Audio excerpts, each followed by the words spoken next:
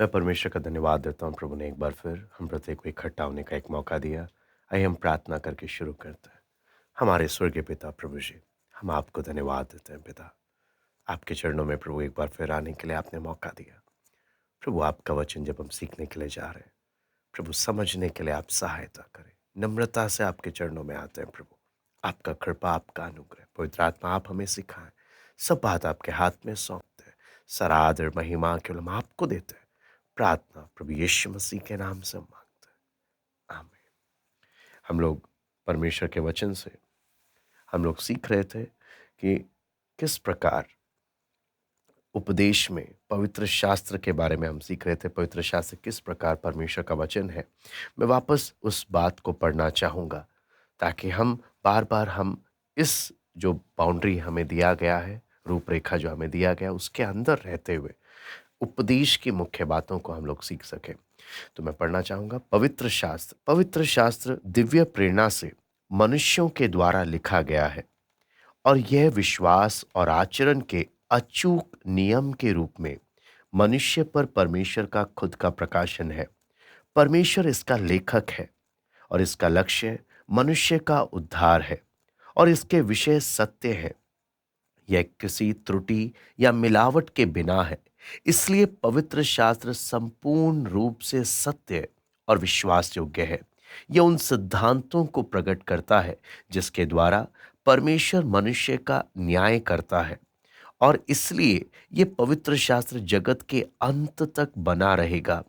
यह मसीह विश्वास की सच्चाई का केंद्र बिंदु है और ये एक सर्वोच्च मापदंड है जिसके द्वारा सभी मानव जाति व धार्मिक बातें परखे जाएंगे। संपूर्ण पवित्र शास्त्र मसीह की गवाही देता है जो स्वयं दिव्य प्रकाशन का केंद्र बिंदु है। आज हम लोग इसमें अध्ययन करेंगे पवित्र शास्त्र जो परमेश्वर की प्रेरणा से रचा गया है ना। पवित्र शास्त्र परमेश्वर की प्रेरणा से आज हम इस बात पर हम अध्ययन करेंगे। तो अभी तक हमने देखा बाइबल जो हम परमेश्वर का वचन बोलते हैं ये अचूक है, यानी इसमें कोई भी गलती नहीं है। एक भी गलती नहीं है। इसके हर एक शब्द, हर एक पंक्ति, हर एक लाइन असली में जिस भाषा में लिखा गया, ओरिजिनली जिस भाषा में लिखा गया, उसमें कोई त्रुटि नहीं है। और अभी जो हमारे पास अनुवाद में अनुवाद भी है, उसमें कुछ अनुवादिक बातों में थोड़ा सा परेशानी होता है, लेकिन वैसे अगर जब हम अध्ययन करते हैं इसमें एक भी त्रुटि नहीं है। लेकिन आपको यह समझना है, हम एक एक को यह समझना है, यह पुस्तक जिन्हें परमेश्वर ने जिनका इस्तेमाल किया लिखने के लिए, वो लोग पाप में गिरे हुए या पतन के बाद के व्यक्ति हैं, है ना। पाप में गिरे हुए कमजोर है, पापी मनुष्य है ना, जिनमें मिसअंडरस्टैंडिंग की संभावनाएं हैं, है ना। मिस इंटरप्रिटेशन यानी, है ना, क्या बोलते हैं, सही अर्थ ना निकालने की संभावना है। याददाश्त में दिक्कत हो सकती है, झूठ बोला जा सकता है। ये सारी कमियों से भरे हुए मनुष्यों का परमेश्वर ने इस्तेमाल किया। इतनी कमियां मनुष्य में हैं, ये कमियां मनुष्य में होने के बावजूद ये परमेश्वर का वचन दावा करता है कि हम इस पुस्तक में मनुष्य की कोई भी कमजोरी नहीं पाते हैं। इसे लिखते वक्त मनुष्य इतनी कमजोरियों से भरा है, इतनी कमियों से भरा है, लेकिन इसे लिखते वक्त उनकी एक कमी इसमें नहीं झलकती है, उनकी एक त्रुटि, एक गलती इसमें नहीं झलकती है ना। और बिल्कुल परफेक्ट तरीके से परमेश्वर का वचन इसमें लिखा गया और इसलिए इसके शुरुआत, बीच में, अंत में सब जगह ये चेतावनी दी गई कि इस पुस्तक के साथ टैंपरिंग नहीं करना या इस वचन के साथ छेड़छाड़ नहीं करना। इसमें ना तो कुछ जोड़ना ना कुछ घटाना, जैसा लिखा है वैसा ही इसको रखना और इसके अनुसार चलना, है ना। तो यहां पर आप जब इस बात को सोचते हैं कि परमेश्वर ने ऐसे लोगों का इस्तेमाल किया, ऐसे मनुष्य का इस्तेमाल किया जिसकी प्रवृत्ति है, जिसका स्वभाव है कि मिसअंडरस्टैंडिंग हो जाती है, मिस इंटरप्रिटेशन या गलत अर्थ निकालना उसका स्वाभाविक गुण है। तो ऐसे मनुष्य के द्वारा लिखे जाने पर भी इसमें कोई त्रुटि ना होना, ये विश्वास करना बहुत मुश्किल हो जाता है। लेकिन ये बात इसलिए बता रहे हैं, तभी आप परमेश्वर की प्रेरणा से लिखे गए इस बात को आप और मैं अच्छे से समझ पाएंगे, है ना। यहां पर जब हम पढ़ते हैं तो परमेश्वर ने 40 से अधिक लेखकों का इस्तेमाल किया, है ना। और 1500 साल का समय काल कम से कम लिया गया, और इनमें से कई कभी एक दूसरे से मिले नहीं, कभी एक दूसरे को देखे नहीं, है ना। फिर भी जब इन्होंने लिखा, अपनी अपनी जगहों में ये लिख कर चले गए, जब इनको एकत्रित किया गया इनके लेखों को, तो ये कहीं पर भी किसी से भी असहमत नहीं होते, बल्कि इनकी बातें जब जोड़ते हैं, ऐसा दिखता है कि असली में 40 से अधिक नहीं, असली में एक ही था जो इनको एक कलम बनाकर अपनी बात कह रहा था। तो ये एक भेद है जो आम तौर पर लोग समझ नहीं पाते कि कैसे ये संभव, इतना बड़ा चमत्कार कैसे संभव हो गया। यहां पर आती है प्रेरणा की बात। जब हम वचन में पढ़ते हैं संपूर्ण पवित्र शास्त्र, है ना, मैं दूसरा तिमुथियुस में जब हम पढ़ते हैं, मैं उस वचन को निकालना चाहूंगा। दूसरा तिमुथियुस तीसरा अध्याय उसका 16 वचन, यहां पे लिखा है संपूर्ण पवित्र शास्त्र परमेश्वर की प्रेरणा से रचा गया है ना, परमेश्वर की प्रेरणा से। तो यहां पे प्रेरणा जब हम बोलते हैं, है ना, है ना, अंग्रेजी में लिखा है all scripture is God breath. परमेश्वर की प्रेरणा से बोलने का मतलब एक दिव्य प्रोडक्ट है। ये परमेश्वर के द्वारा मिला हुआ एक पुस्तक है। ये कोई मनुष्य का अपना सोच नहीं है। लेकिन जब हम बात करते हैं, जैसे परमेश्वर ने आदम में जीवन का श्वास फूका, वो एक जीवित प्राणी बन गया। ये पुस्तक परमेश्वर का श्वास बोल सकते हैं हम इसको। ये परमेश्वर के द्वारा आया हुआ प्रोडक्ट है। ये असाधारण पुस्तक है। इसलिए जितना आप और मैं इसको समझेंगे, उतना हमें अ, इसका अहमियत समझ में आएगा। दूसरा पत्रस 1:21 में पढ़ना चाहूंगा। हमने पहले भी पढ़ा है, मैं फिर से पढ़ना चाहूंगा। यहाँ पे साफ साफ लिखा है, क्योंकि कोई भी भविष्यवाणी मनुष्य की इच्छा से कभी नहीं हुई, पर भक्तजन पवित्र आत्मा के द्वारा उभारे जाकर परमेश्वर की ओर से बोलते थे। यहां पे सब लिखा है, भक्तजन परमेश्वर के ओर से बोलते हैं पवित्र आत्मा के उभारे जाने पर, है ना। तो यहां पर तीन मुख्य शब्द मैं आपके सामने रखना चाहूंगा। एक है प्रकाशन, दूसरा है प्रेरणा, तीसरा आता है ज्योतिर्मय होना, आंखों का ज्योतिर्मय होना। वचन में हम तीन बातों को देखते हैं, प्रकाशन, प्रेरणा और आंखों का ज्योतिर्मय होना। इन तीनों को समझना बेहद जरूरी है। प्रकाशन बोलने का मतलब है परमेश्वर ऐसी बात प्रकट करने जा रहा है जो इससे पहले आज तक मनुष्य को परमेश्वर ने कभी प्रकट नहीं करके दिया। वो भेद की बातें परमेश्वर मनुष्य को खोलकर दे रहा, उसको हम बोलते हैं प्रकाशन। फिर आता है प्रेरणा। प्रेरणा हम उसको बोलते हैं कि जो बातें परमेश्वर ने प्रकट करके दे दिया है, प्रकाशन दे दिया है, परमेश्वर उन बातों को लोगों के द्वारा लिखवा रहा है। जो बातें परमेश्वर ने क्या कर दिया, प्रकट कर कर दे दिया। तीसरा आता है ज्योतिर्मय होना, जो आंखों का ज्योतिर्मय होना। आप वचन में जब पढ़ते हैं, पौलुस इफिसियों की कलीसिया को मैं पढ़ना चाहूंगा। इफिसियों पहला अध्याय में है ना? तो वहाँ पर पौलुस बोलता है 1 का 18 में, 17-18 में पढ़ता हूँ। 17 में लिखा है कि हमारे प्रभु यीशु मसीह का परमेश्वर जो महिमा का पिता है तुम्हें अपनी पहचान में ज्ञान और प्रकाश की आत्मा दे और तुम्हारे मन की आंखें ज्योतिर्मय हो। ज्योतिर्मय होने का मतलब है परमेश्वर ने जो आपको और मुझे वचन दिया है, इसे समझने के लिए पवित्र आत्मा जो हमारे अंदर है, उसी ने हमारी समझ को खोलना है ताकि वचन को आप और मैं समझ पाए। और ये परमेश्वर का वादा हर एक विश्वासी के लिए है। तो ध्यान से समझना, प्रकाशन हम उसको बोलते हैं जो वो बातें हैं जो परमेश्वर ने कभी इससे पहले मानव जाति पर प्रकट करके नहीं दी। वो गुप्त बातें परमेश्वर प्रकट कर कर देता है। प्रेरणा हम उसको बोलते हैं जो प्रकाशन परमेश्वर ने प्रकट करके दिया, उस प्रकाशन को परमेश्वर अपनी प्रेरणा के द्वारा बिल्कुल बिना त्रुटि के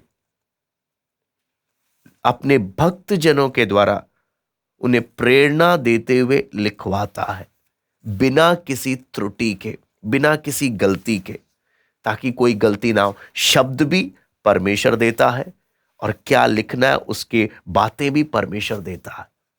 तो ये प्रेरणा, प्रकाशन को लिखने के लिए प्रेरणा। तीसरा आता है जो हमने देखा, आंखों का ज्योतिर्मय होना। यानी जो वचन हम पढ़ते हैं, है ना, वचन बोले तो आज अन्य जाति भी पढ़ते हैं, लेकिन उनका उद्धार नहीं होता क्योंकि वचन पढ़ना ही नहीं, पवित्र आत्मा ने इस वचन को समझने के लिए हमारे मन की आंखों को ज्योतिर्मय करना है ताकि इसकी गुप्त बातें, भेद की बातें हमें समझ आए। और ये वादा परमेश्वर ने हर एक उद्धार पाए व्यक्ति को दिया है। तो हर एक के लिए परमेश्वर इस प्रकार से मदद करता है।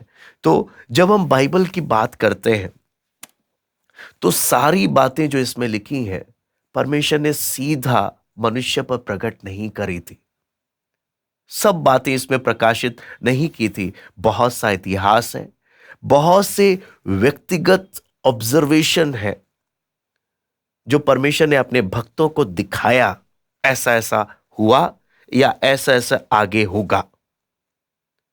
वो बातें दिखाकर परमेश्वर उन्हें प्रेरणा देकर लिखवा रहा है ना। और ऐसे ही आगे जब हम देखते हैं, पवित्र आत्मा जब लिखवा रहा है प्रेरणा देकर, तो वो पवित्र आत्मा सुनिश्चित कर रहा है कि लिखने में कोई त्रुटि ना हो, क्योंकि निर्देश देने वाला पवित्र आत्मा है।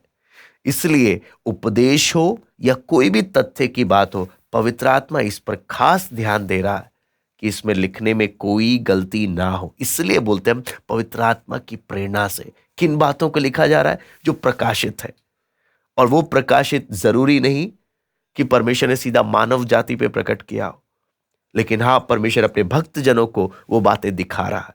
उदाहरण के लिए, सृष्टि की रचना कैसे हुई, उस समय कोई इंसान उस समय नहीं था, लेकिन परमेश्वर ने मूसा को दिखाया मैंने कैसे कैसे किया, और वो प्रेरणा पाकर उस प्रकाशन को लिख रहा है, क्योंकि उस समय कोई मनुष्य उपस्थित नहीं है ना। कई अय्यूब के समय की घटना, जो स्वर्ग में जो मीटिंग हो रहा है, परमेश्वर सीधा मानव जाति पे वो प्रकट नहीं कर रहा है, लेकिन परमेश्वर ने अपने भक्तों को दिखाया, प्रेरणा दिया और लिखवाया। बाइबल में जब आप देखते हैं, बाइबल में परमेश्वर, मनुष्य, शैतान, सबके शब्द, किसने क्या बोला, किसने क्या किया, सबके शब्द, सबके काम, सब लिखे हुए हैं।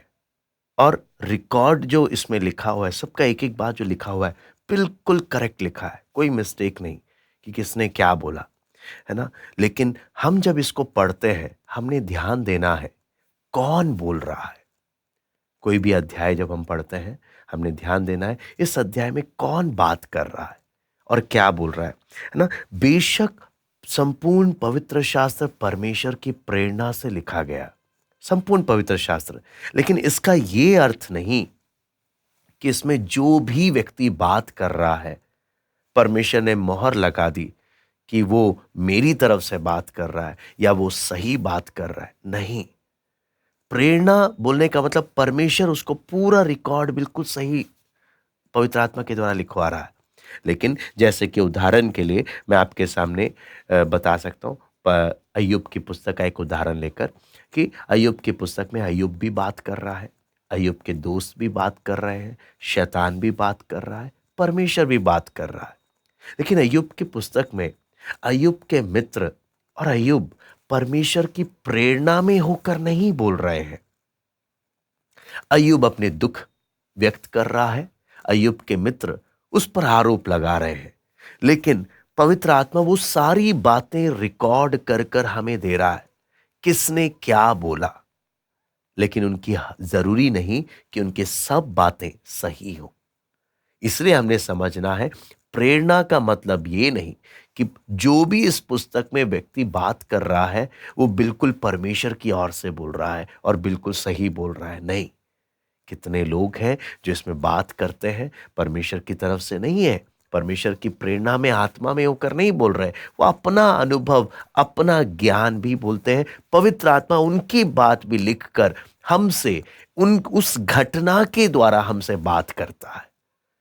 तो हमने प्रेरणा के बात को अच्छे से हमने समझना है। जो आंखों का ज्योतिर्मय होना, उसके लिए पहला कुरिन्ती 2:14 में हम पढ़ते हैं, प्राकृतिक मनुष्य जो है वो आत्मा की बातों को ग्रहण नहीं कर सकता क्योंकि उसकी आत्मिक आंखें बंद है, उसकी समझ नहीं खुली। लेकिन लूका 10:21 में जब हम परमेश्वर के वचन में पढ़ते हैं, प्रभु यीशु आनंद से भरकर क्या बोलता है, हे पिता मैं धन्यवाद देता हूं, तूने ये बातें ज्ञानवानों से छिपा कर रखा, दूध पियों पर तूने ये बातें क्या की हैं, प्रकट करी हैं। आपको मालूम है सबसे हैरान करने वाली बात क्या है?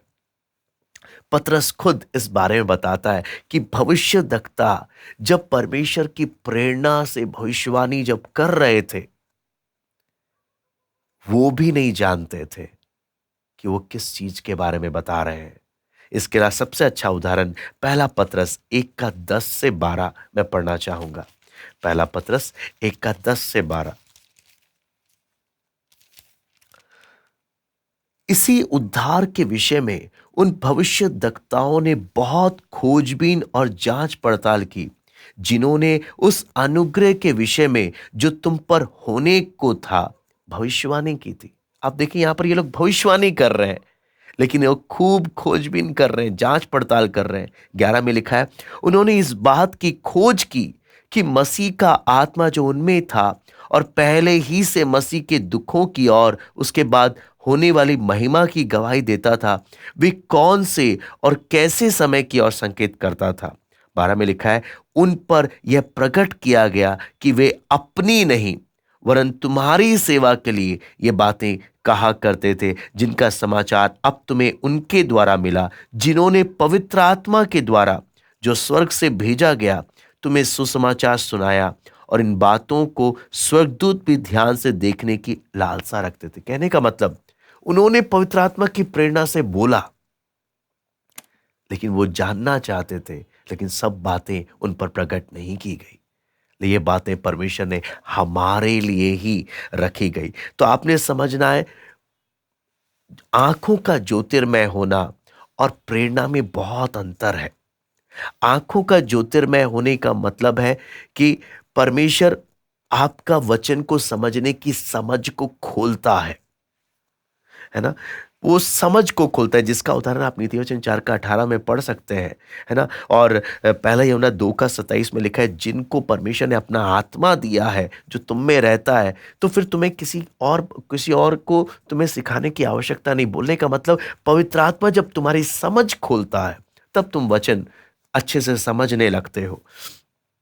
लेकिन जब हम प्रेरणा की बात करते हैं, तो प्रेरणा में और समझ, पवित्र आत्मा द्वारा समझ खुलने में अंतर है। समझ एक एक के स्तर के अनुसार है। उदाहरण के लिए, एक व्यक्ति को परमेश्वर ने थोड़ा सा वचन का समझ दिया, वो उतना उस हिसाब से समझता है। एक व्यक्ति को परमेश्वर ने वचन का ज्यादा समझ खोल के दिया, वो वचन को ज्यादा अच्छे से समझ पा रहा है। लेकिन जब हम प्रेरणा की बात करते हैं, इसका मतलब है या तो पवित्र आत्मा एक व्यक्ति को प्रेरणा दे रहा है या तो बिल्कुल नहीं दे रहा, थोड़ा या ज्यादा का नहीं। और वो ये नहीं कि परमानेंट रहता, नहीं। परमेश्वर एक समय में आकर प्रेरित कर कर लिखवाता है, उसके बाद काम खत्म हो गया, पवित्र आत्मा चला गया, है ना। अपना काम पूरा कर कर पवित्र आत्मा ने वो काम को पूरा किया। तो इसलिए लिखा है, पतरस बोलता है कि कोई भी भविष्यवाणी मनुष्य की इच्छा से नहीं हुआ, है ना। फिर आगे जब हम देखते हैं कि भविष्यवाणी में यिर्मयाह 14 का 14, 23 का 11 और 16, यहेजकेल 13 का 2 और 3, जब हम इसको ध्यान से पढ़ते हैं, एक सच्चा परमेश्वर का जन तभी मुंह खोलता है जब परमेश्वर उसको उभारता है। इसलिए जब हम परमेश्वर के वचन की बात करते हैं, परमेश्वर के उभारे, पवित्र आत्मा के उभारे जाने से ही इसे लिखा गया। वो है प्रेरणा, परमेश्वर के काम है ना, मनुष्य का अपना काम नहीं। लेकिन आपको मालूम है, प्रेरणा में बहुत से गलत उपदेश भी आ चुके हैं मसीह जगत में, जिसमें से एक उपदेश है जो कहता है बाइबल में परमेश्वर का वचन है। यानी बाइबल में बहुत सारी ऐसी कहानियां हैं जो परमेश्वर की नहीं है, बहुत सी लेजेंड्स हैं, बहुत सी माइथोलॉजी की बातें हैं जो सच नहीं हो सकती हैं। ऐसा ऐसा आप मसीह जगत में ऐसी बातें भी सुनते हैं। दूसरा है, कुछ लोगों का कहना है कि इसमें बहुत गलतियां हैं, लेकिन जब एक व्यक्ति सच्चे मन से आता है, बाइबल परमेश्वर का वचन बन जाती है। बाइबल परमेश्वर का वचन नहीं है, ऐसा भी मसीह जगत में मानने वाले हैं, है ना। और कुछ ऐसे हैं जो कहते हैं कि इसमें बहुत से त्रुटियां हैं, तो आपने बस यीशु मसीह के बारे में समझना है, वही सही है, बस बाकी सब त्रुटि है। तो ये सब आपको मालूम है, जब अगर आप सोचकर देखें, अगर इनकी बातें मानने लग गए, अगर वचन में एक भी गलती निकल गया, हम कैसे बाकी बात पर भरोसा कर सकेंगे। लेकिन कितना दुख है, दुख की बात है, मसीह जगत में कितने गलत उपदेश पवित्र आत्मा की प्रेरणा से दिए गए वचन के बारे में है ना। और अगर सही लोग में भी कई लोग जब पवित्र आत्मा का प्रेरणा बोलते हैं तो इतना कट्टरपंथी में आ जाते हैं, बोलते हैं कि मात्रा बिंदु भी पवित्र आत्मा ही लिखवा रहा था। बोलने का मतलब परमेश्वर ने उस व्यक्ति को रोबोट बना दिया था और रोबोट बना के उससे लिखवा रहा है, वो अपना से कुछ नहीं कर सकता। ये भी गलत है ना। तो कुछ बोलते हैं कि नहीं, पवित्र आत्मा का प्रेरणा मतलब परमेश्वर ने अपना विचार उसके मन में डाल दिया, शब्द उस व्यक्ति के अपने थे। नहीं, ये भी गलत है। असली जो बात आता है वो क्या है, पवित्र आत्मा परमेश्वर का प्रेरणा बोलने का मतलब शब्द भी पवित्र आत्मा दे रहा है, विचार भी पवित्र आत्मा का है, सारी घटना पवित्र आत्मा अपने नियंत्रण में रखकर एक व्यक्ति को बता रहा है, ऐसा बोल, ऐसा लिख। पूरा नियंत्रण पवित्र आत्मा का, इसमें कोई त्रुटि नहीं, कोई मिस्टेक नहीं। यह परमेश्वर के प्रेरणा से रचा गया परमेश्वर का वचन है। मैं उम्मीद करता हूं थोड़ा सा परमेश्वर का प्रेरणा का बात हम इसमें जरूर सीख पाए होंगे। आइए हम प्रार्थना करते हैं। हमारे स्वर्गीय पिता प्रभु जी, हम आपको धन्यवाद देते हैं इस सुंदर वचन के लिए प्रभु, जो आपकी प्रेरणा से लिखा गया। प्रभु, प्रकाशन, प्रेरणा और आंखों के ज्योतिर्मय होने के अंतर को समझने के लिए हमें एक सहायता कर, और प्रभु हर एक की आंखों को ज्योतिर्मय कर प्रभु, ताकि इस महान प्रभु आपके कीमती वचन को हम एक एक समझने पाए और इसके अनुसार चल पाए। धन्यवाद देते हैं आज की संगति के लिए। सारा आदर महिमा केवल हम आपको देते हैं। प्रार्थना प्रभु यीशु मसीह के नाम से मांग